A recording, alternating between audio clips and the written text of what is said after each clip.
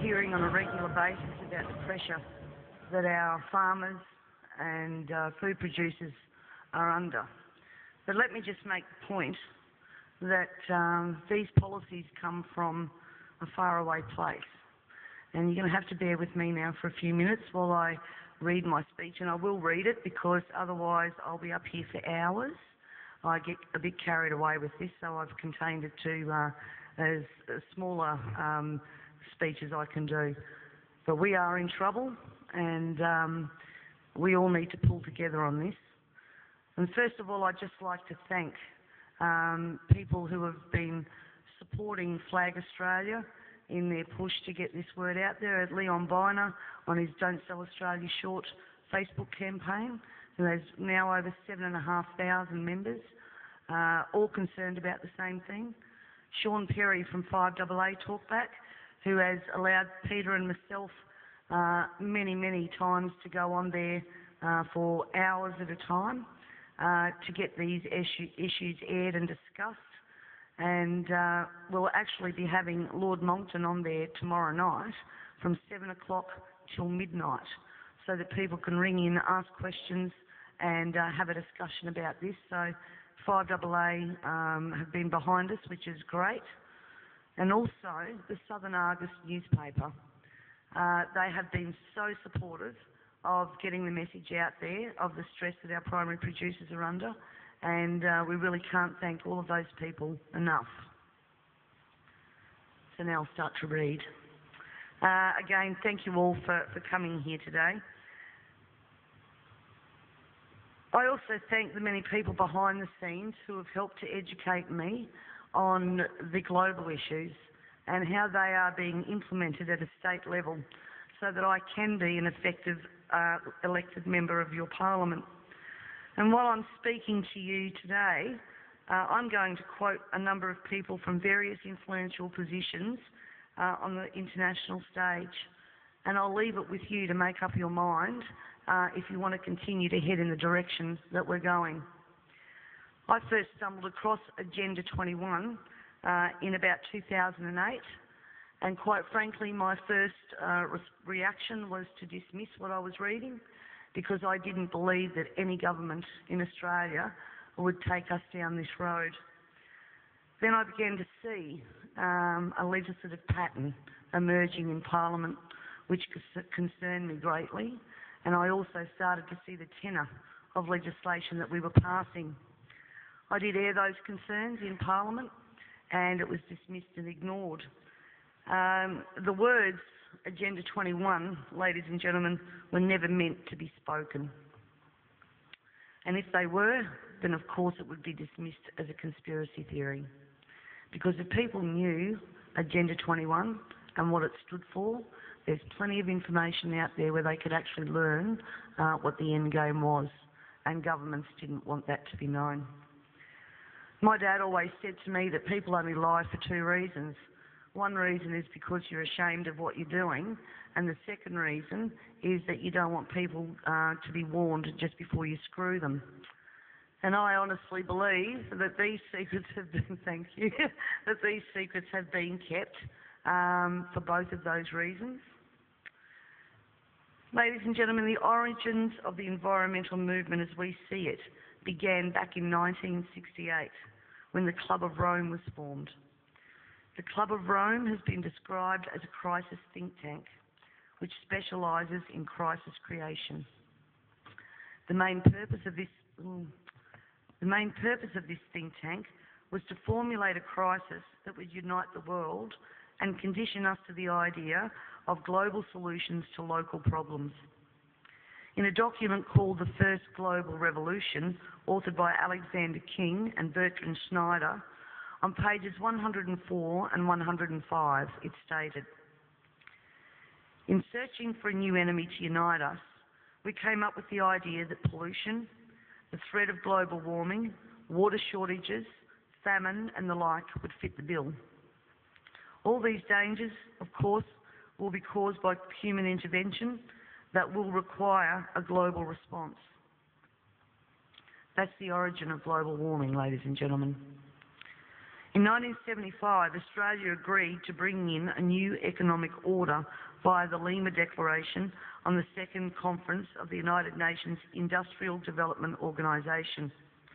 The outcome of this was, as I said, the Lima Declaration, which was a blueprint for the redeployment of tools, jobs and manufacturing to the developing nations, leaving countries like Australia short of technology, a manufacturing base and jobs. Blind Freddie can now see what the outcome of that has been for our country, with their unworkable trade and tariff agreements hand in hand with this that have followed as a matter of course. This is now a reality, with around 90% of our agriculture and manufacturing just gone. Australia signed the Lima Declaration and hundreds of others with the support of all major political players: Whitlam, Fraser, Hawke, Keating, Hewson, Howard, Rudd, the Democrats, the Greens and even the Nationals. It has been put to me that all of these treaties were the foundation for the rollout of Agenda 21, and it seems that Australia has been moved around the global chessboard and our so-called leaders were either complicit or naive to the long-term consequences. And now we're almost at checkmate.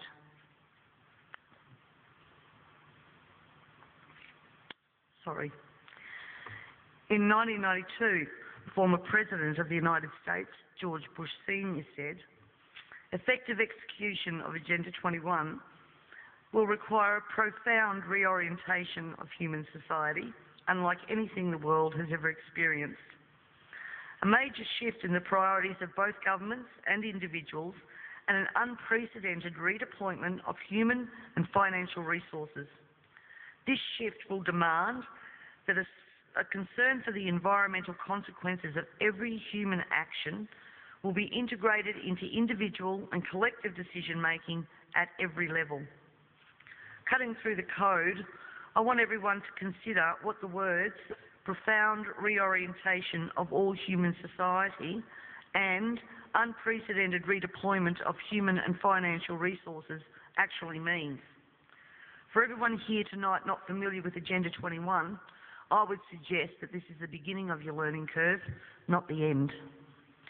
In 1992, Maurice Strong, Secretary General of the UN Earth Summit and member of the Club of Rome, said, "It is clear that current lifestyles and consumption patterns of the affluent middle class, involving high meat intake, consumption of large amounts of frozen and convenience foods, use of fossil fuels, ownership of motor vehicles, small electrical appliances, home and workplace air conditioning, and suburban housing are not sustainable." Put those statements together with the previous one, and it must become clear that Agenda 21 is about controlling every aspect of our lives: how we eat, what we eat, how much we eat, how we move around, food production, the amount of food, and where we even live. Dixie Ray, former Washington State Governor and Assistant Secretary for Oceans and International Environmental and Scientific Affairs, stated, "Agenda 21 seeks to establish a mechanism for transferring the wealth from citizens to the third world. Fear of environmental crisis would be used to create a world government and UN central direction." From a report in the 1976 UN's Habitat 1 conference, "Land cannot be treated as an ordinary asset, controlled by individuals and subject to the pressures and inefficiencies of the market. Private land ownership is also a principal instrument of accumulation and concentration of wealth, therefore contributes to social injustice." In other words, ladies and gentlemen, if you work hard and you exercise good financial management and invest in property, you are contributing to social injustice.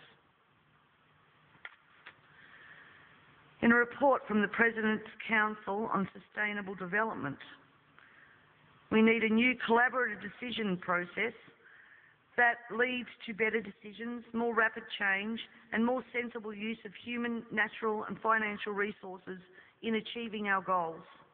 And at the same time, Harvey Rubin, Vice Chair of the Wildlands Project, says, Individual rights will have to take a back seat to the collective.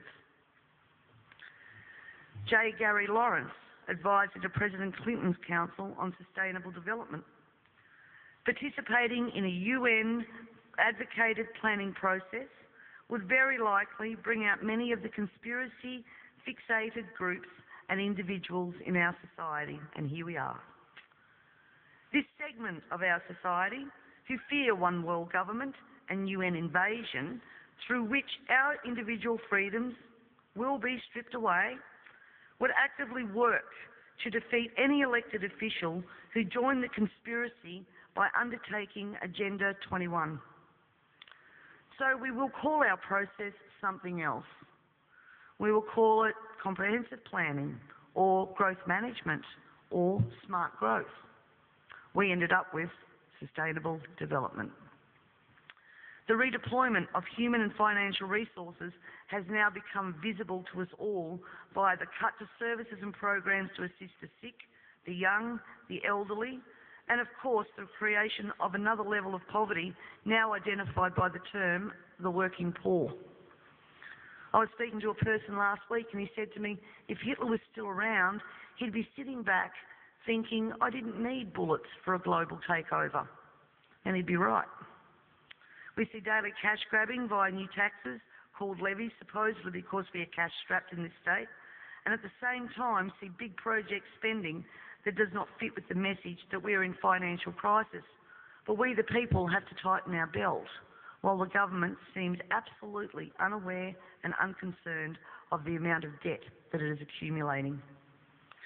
This in turn means that taxes, levies, fines and other penalties increase, as well as the cost of living rising exponentially, and the ordinary citizen's ability to exist well is compromised with almost every law that we pass. We're constantly paying for so-called services that we don't receive. This is wealth redistribution at the grassroots level, redeployment of financial resources, ensuring only hardship for the citizens who just really want to get on with their lives.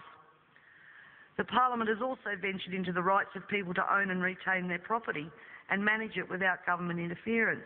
In particular, the laws around, as Peter said, water allocation, natural resource management, the Native Vegetation Act, Development and Planning Act, which are all equally toxic to our food producers as they are to our long-term security, we city dwellers. Everyone needs to remember, we all pay a natural resource management levy on our tax rates. So this is not just going to affect the food producers. The intrusions into our property that Peter was talking about that land producers are going through will roll out into the suburbs and into the city because they have the authority to do that.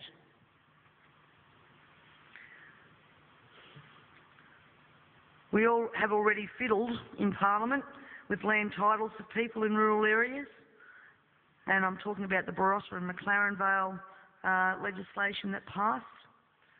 And the buzzwords used to justify that was heritage status. At the same time that our right to own and manage our land, have access to water, produce adequate food to ensure that our only option is not to consume often toxic and substandard food from places like China, this government has been working overtime to take away our rights to common law through many pieces of legislation. Common law is what guarantees us an ability to correct injustices. This coming year, I promise you, you will also hear debate over a number of pieces of legislation that will further erode our common law rights. And you have to get behind me on this, ladies and gentlemen, to stop this from going through. As Agenda 21 became more and more apparent to me, I began using the line in Parliament that government was now declaring war on its own citizens. And that goes back as far as 2008. This, of course, led me to being labelled a conspiracy theorist. But here we are now, openly talking about Agenda 21 and the ramifications we will see in a short period of time if this is not stopped in its tracks. Let me just say that I often hear we cannot stop what is happening. Two-party preferred system, vote Labor, vote Liberal, what does it matter? And in fact, that's probably true for the House of Assembly, because that's where government's formed. But ladies and gentlemen, here in South Australia we have the Legislative Council, the House of Review. And my friends, that is where the true power does lie. And the last thing that governments want you to understand is that no matter who is in power, the Legislative Council is there for checks and balances. And when the Legislative Council isn't overly influenced by the major parties, legislation can be blocked.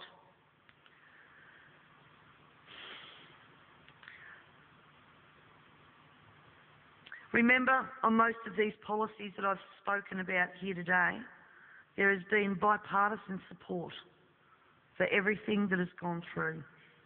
When the major parties join together, then the crossbenchers and minor parties, basically our vote is null and void. The way to avoid that is to make sure that when the major parties do join together, they don't have the numbers. For way too long now, we the people have been asleep at the wheel, and it is time to wake up and participate in the democratic process. And to do that, you need to understand the parliamentary and political system that you are trying to rein in. In 1972, the Club of Rome published the alarmist Limits to Growth document, warning of worldwide overpopulation, the need for sustainable development. This was the beginning of a slow process of social engineering and programming people to accept that the planet is struggling to sustain life. On the 8th of October 1973, the New York Times reported a quote from Ted Turner, also Club of Rome: "The social experiment in China under Chairman Mao's leadership is one of the most important and successful in human history." In 1987, Mikhail Gorbachev, also a member of Club of Rome, said, "We are moving toward a new world order, the world of communism, and we shall never turn off that road." He also quoted in 1996 Monetary and Economic Review on page 5, "The environmental crisis will be the international disaster that will unlock the new world order, one world government." In 1992 came the Earth Summit, which produced the document called the Earth Charter. This document was co-written by Maurice Strong, long-time globalist, elitist, member of Club of Rome, and Mikhail Gorbachev. Both Strong and Gorbachev stated that it was hoped that this document would be adopted as the new 10 Commandments, with environmentalism as the new one world religion. Out of this summit came Agenda 21. Ted Turner, who was also a member of the Club of Rome, was quoted as saying in 1996, "The total population of 250 to 300 million people is ideal. That means a reduction of 95% from present levels would be even more ideal." Anyone who abhors the China one-child policy is simply a dum-dum. In 1998, the Baltimore Sun reported on July the 7th, most of Ted Turner's first donation to the UN of $22 million went to programs that seek to stall population. Another goal of the depopulation process is that the upcoming generation will submit to sterilisation to save Mother Earth. Ladies and gentlemen, everything I've said here tonight can be verified by document searches, and it is now time for us all to take off our blinkers and encourage our neighbours to take off their blinkers. And it's also time for you to demand that every person you elect fully understands this policy that is being rolled out via local, state and federal government at a concerning rate. We're not talking about decades, we're talking about only years before this is fully implemented. And every day another law is passed, is introduced to produce the end game of Agenda 21 being fully implemented. So the question that Lord Monckton asks, carbon tax, climate change and Agenda 21, can democracy survive all three, needs to be answered and answered now. And you need to find out from your elected members what they know of Agenda 21, and if they don't know it, educate them. And if they don't know it, then push them to understand what they are voting on in Parliament. because this is crossroads. I thank you all very much for your time and for your attention, and I would now like to take the opportunity to introduce Lord